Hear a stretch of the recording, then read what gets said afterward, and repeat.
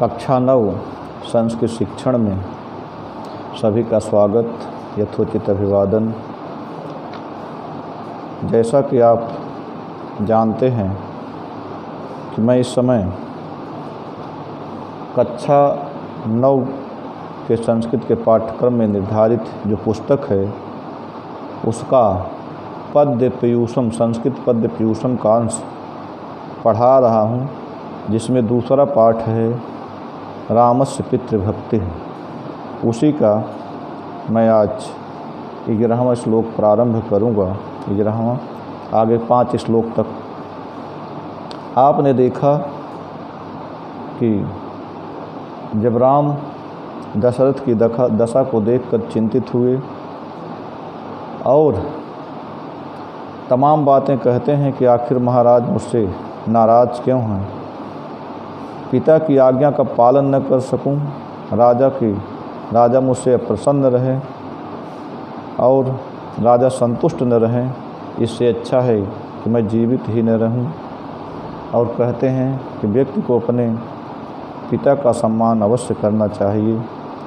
तमाम बातें कहने के बाद तब कैकेयी अत्यंत ढिठाई के साथ निर्लज्जतापूर्वक अपनी बात कहना प्रारंभ करती है, अपने हित वाली बात। अब आप देखेंगे 11वें श्लोक में कैकेयी क्या कहती है। आप श्लोक देखें।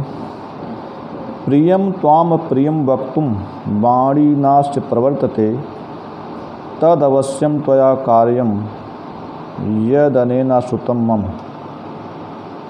कैकेयी कहती है कि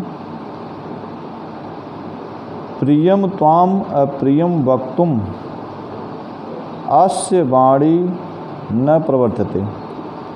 प्रिय तुमको, अप्रियम वक्तुम अप्रिय कहने के लिए, अस्य वाणी न प्रवर्तते इनकी जीवान नहीं चल रही है।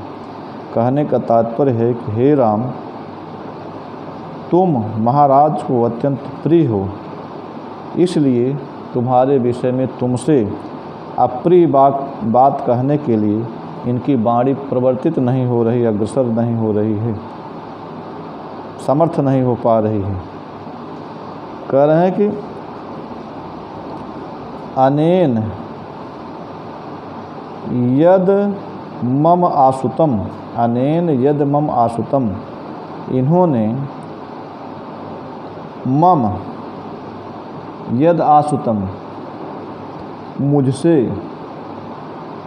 जो प्रतिज्ञा की है, इन्होंने यद मम आसुतम, मुझसे जो प्रतिज्ञा की है, मुझे जो वचन दिया है,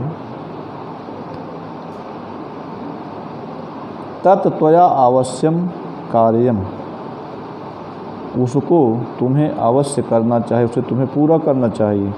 कैकेयी कहती है कि ये तो आप मैं तुमसे नहीं कह पा रहे हैं कि इनको क्या कहना चाहते हैं, लेकिन इन्होंने मुझे वचन दिया है, मुझे आश्वस्त किया है कि जो मैंने इनसे मांगा उन्होंने हाँ कर दिया है, इसलिए तुम्हें इनकी बात को अवश्य पूरा करना चाहिए।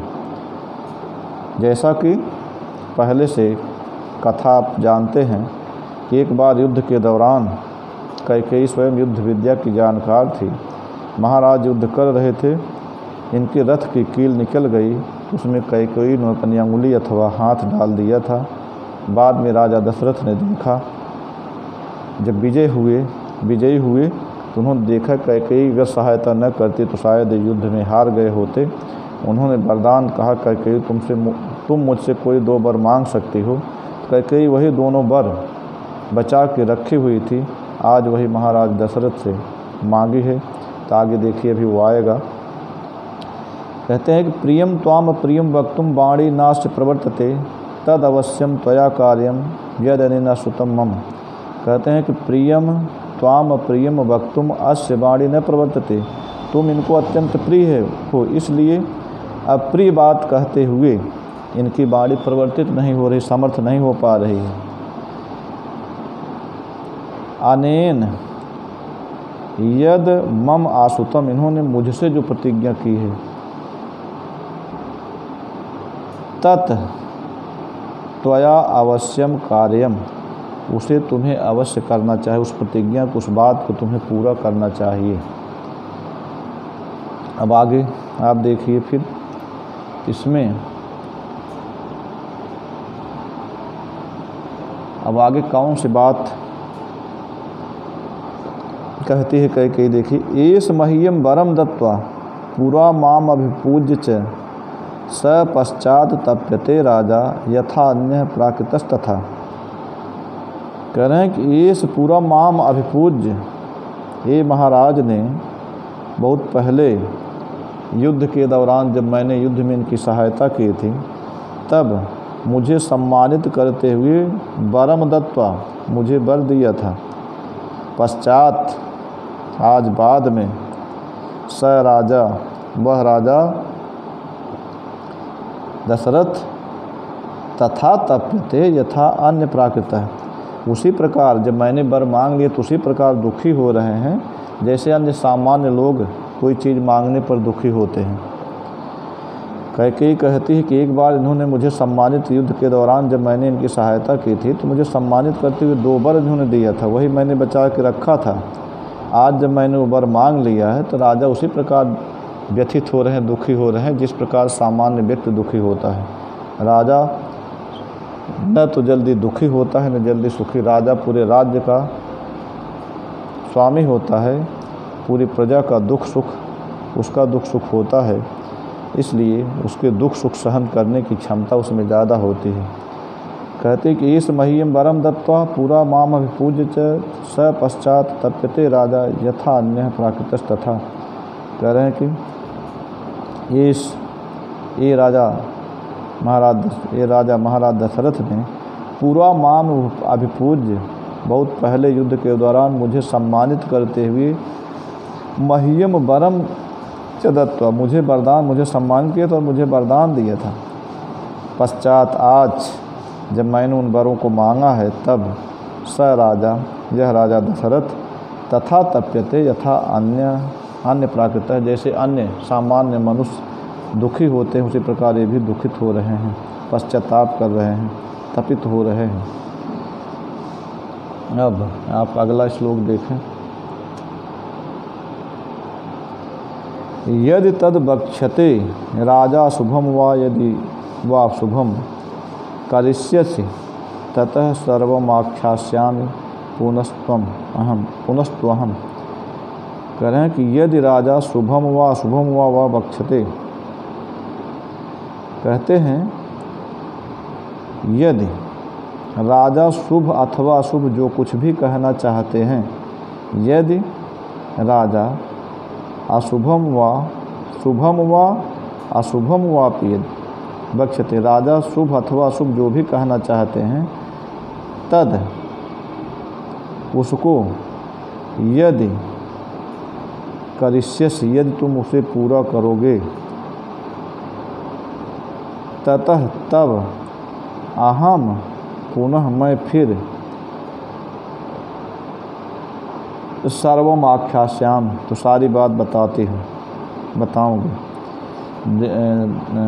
कैकेयी राम के सामने शर्त रखती है कि हे राम, तुम पहले वचन दो कि राजा शुभ अथवा अशुभ जो भी चाहते हैं, जो उनकी इच्छा है, यदि तुम उसे पूरा कर सको, उसे पूरा करने का वचन दो, तब मैं तुझे सारी बातें बताऊं। तो कहते यदि तद बक्ष्यते राजा शुभम वा यदि वा शुभम करिष्यसि ततः सर्वमाख्यास्यामि पुनस्त्वहम्। कहते कि यदि राजा शुभम अशुभम वा बक्ष्यते, यदि राजा शुभ अथवा अशुभ जो कुछ भी कहना चाहते हैं, कहने की इच्छा रखते हैं, तद यदि करिष्यसि, उसको यदि तुम करो, उसको यदि तुम करने का वचन दो, पूरा करने का वचन दो, ततः तब अहम पुनः सर्वम आख्यास्याम, तो मैं सारी बात तुमको बताऊं। तुम अगर पूरा करने का वचन दे तो तुम पूरा करोगे तो मैं सारी बात तुमको बता दूंगी। यह बात कैकेयी राम से कहती है। तो फिर राम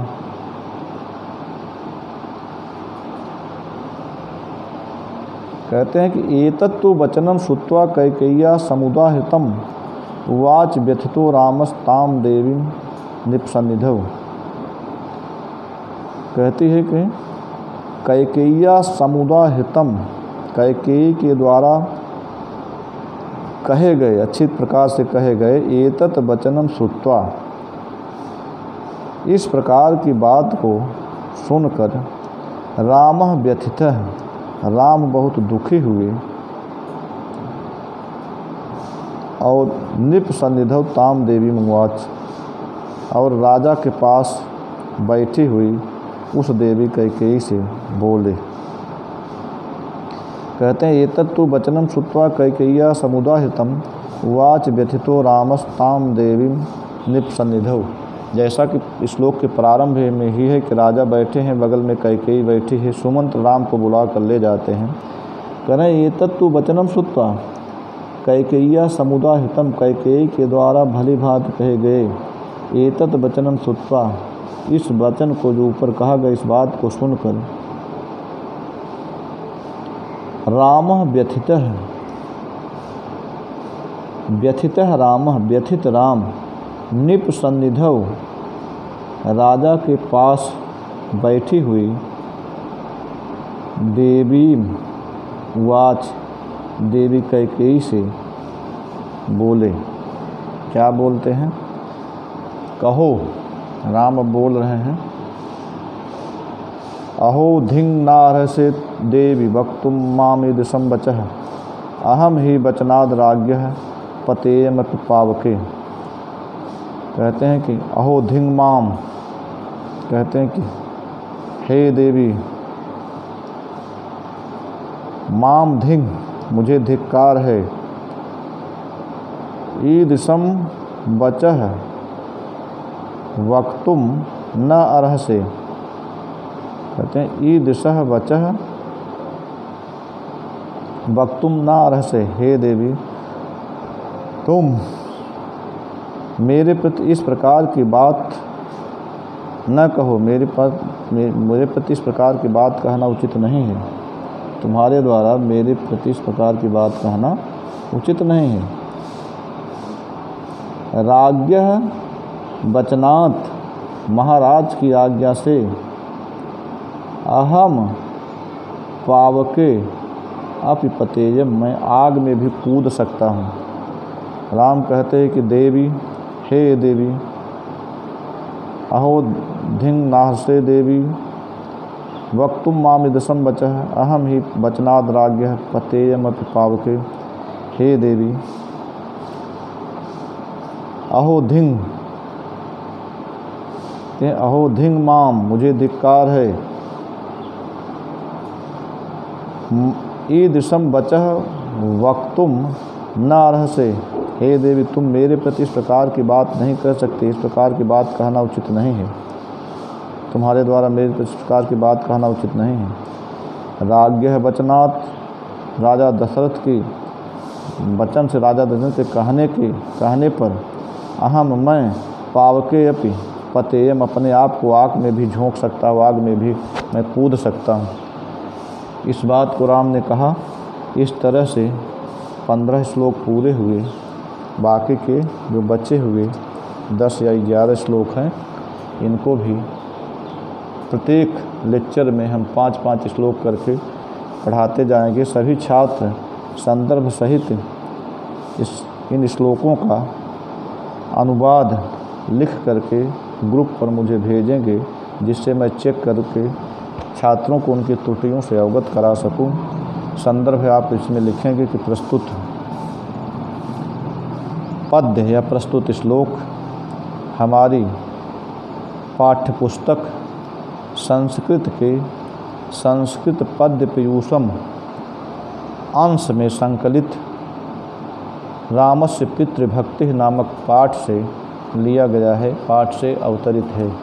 इस प्रकार से संदर्भ लिखेंगे और उसके बाद जो मैं अनुवाद बता रहा हूँ, इसका अनुवाद आप सभी लोग करके कापी में मुझे चेक करने के लिए मेरे पास भेजेंगे। धन्यवाद।